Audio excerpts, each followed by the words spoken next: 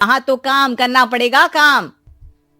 जितना काम होगा कर लूंगी माँ, पर अगर कोई ये कहे कि सारा आराम छोड़कर सिर्फ काम ही करना है तो ना भी ना, मुझे नहीं करनी शादी। अरे कैसी बात कर रही हो? अच्छा चलो जाकर नहा लो, मैं नाश्ता लगा देती हूँ, फिर तुम्हें कॉलेज भी तो जाना है। नेहा कॉलेज के लिए निकल जाती है। वो सोचने लगती है कि ससुराल में वो कैसे मैनेज करेगी।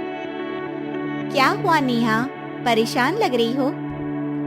अरे यार तू तो मुझे जानती है ना, मुझे अपनी लाइफ बिल्कुल परफेक्ट चाहिए, लेकिन लग नहीं रहा लोग मानेंगे। यार कहीं मेरी शादी ऐसे घर ना हो जाए जहाँ मेरी जिंदगी ही नरक हो जाए। अरे मैंने ना कल एक इंग्लिश फिल्म देखी थी, उसमें भी कुछ ऐसी ही समस्या थी हीरोइन की। अच्छा तो फिर क्या किया उसने? उसने तो अपने होने वाले पति से साफ साफ कह दिया कि वो पहले उसके घर कुछ दिन तक बिना शादी के रह कर देखेगी, और अगर ठीक लगा तो ठीक, वरना तेरे मेरे रास्ते अलग। अरे हाँ यार, ये तो बिल्कुल सही आइडिया दे रही है तू मुझे। चल मैं तो चली, थैंक्स यार, तूने मेरी प्रॉब्लम सॉल्व कर दी। ये बोलकर नेहा खुशी खुशी वहाँ से निकल जाती है, लेकिन पीछे से उसकी सहेली कहती है, अरे नेहा, नहीं नहीं कुछ नहीं सुनना मुझे। ये बोलकर वो वहाँ से चली जाती है। हे भगवान, पूरी बात सुने बिना ही चली गई। अरे वो तो विदेशी फिल्म थी, वहाँ सब चलता है, लेकिन ये तो भारत है, सभ्यता और संस्कारों वाला देश, जहाँ शादी से पहले लड़की को ससुराल में नहीं रखा जाता। खैर नेहा मस्त होकर घर आती है। नेहा, कल तुझे लड़के वाले देखने आने वाले हैं, और हाँ इस बार कोई बहाना नहीं चलेगा। हाँ हाँ आने दो, मैं तैयार हूँ शादी के लिए। अगले दिन लड़के वाले आते हैं, जहाँ लड़का कहता है, मुझे अकेले में लड़की से कुछ पूछना है। हाँ हाँ क्यों नहीं बेटा, जाओ नेहा, घर तो दिखा दो इन्हें। नेहा भी खुश हो जाती है कि उसे मौका मिल गया है लड़के से अपनी शर्त रखने का। देखो मुझे ना शादी से बहुत डर लगता है, पता नहीं कैसी लड़की आए, तालमेल बना पाए कि नहीं मेरे परिवार से। मैंने कई घरों में रोज का क्लेश होते देखा है। तुमने तो मेरे दिल की बात कर दी। मैं भी यही सोच रही थी कि भाई सास तो अच्छी होनी चाहिए, पति सपोर्ट करे ना करे, रहना तो पूरे दिन सास के साथ है। लेकिन मेरे पास ना इसके लिए एक बहुत अच्छा आइडिया है। अच्छा कैसा आइडिया? क्यों ना शादी के पहले मैं कुछ दिनों तक तुम्हारे घर आकर रह लूं, तुम लोग मुझे समझ लेना, मैं तुम लोगों को समझ लूंगी, ठीक लगा तो शादी, वरना टाटा बाय बाय। क्यों? लड़के को नेहा की बात में दम लगता है, वो घर के सभी लोगों के सामने नेहा की बात रखता है। अरे पागल हो गई है क्या, ये कैसी शर्त है? अरे शादी से पहले मैं क्यों तुझे किसी और के घर भेजूंगी रहने? अरे लड़की के ख्याल तो 20 साल आगे के हैं, इतनी भी खुले विचारों वाली लड़की नहीं चाहिए हमें। अरे माँ क्या बुरा और गलत बोल रही है ये? रहना तो हम दोनों का है ना, कल को कोई परेशानी आई तो तुम सब तो ये बोलकर निकल जाओगे कि जिंदगी तुम लोगों को ही निभानी है, तुम लोगों को जो करना है करो। तब क्या करूँगा बताओ? सबके समझाने पर वो लोग मान जाते हैं। वाह, मैं 2-3 दिनों में पैकिंग कर लूंगी, तो आकर मुझे ले जाना।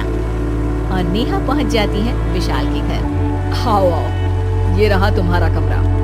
इस घर में तुम एज अ गेस्ट रहो, लेकिन माँ तुम्हें बहू की तरह ही ट्रीट करेंगे, और तुम भी उन्हें सास की तरह ही रखना। बस फिर क्या था, शुरू हो जाता है लिव इन सास बहू का ड्रामा। अरे चाय तो बना दे बहू। जी सासू माँ, अभी लाई। नेहा चाय लेकर आती है कि बस चाय लेकर आई हो, इसके साथ पकोड़े भी ले आती। लेकिन आपने तो बताया ही नहीं कि आपको चाय के साथ पकोड़े भी चाहिए। हाँ हाँ अब तो पता चल गया ना। रात को खाना खाने के बाद नेहा किचन में खटर पटर कर रही होती है। क्या हो रहा है वहाँ नेहा?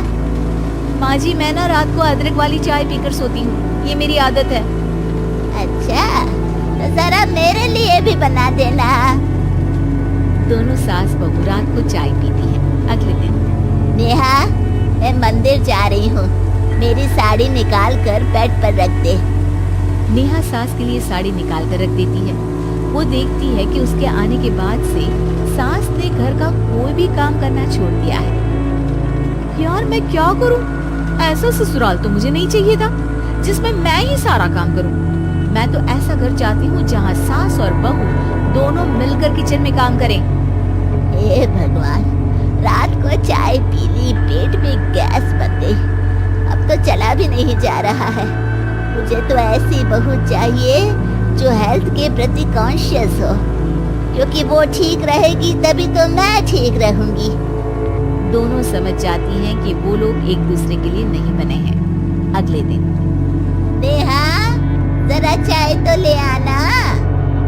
नेहा चाय के साथ जिलापी बनाकर ले आती है। सास खा पीकर सो जाती है। अगली सुबह तेरी बुआ सास आ रही है, उसे मैंने तेरे बारे में बताया है। तभी वहाँ गंवार से एक महिला आ जाती है। चलो यहाँ से निकलो, कुछ नहीं है खाने के लिए, जाओ।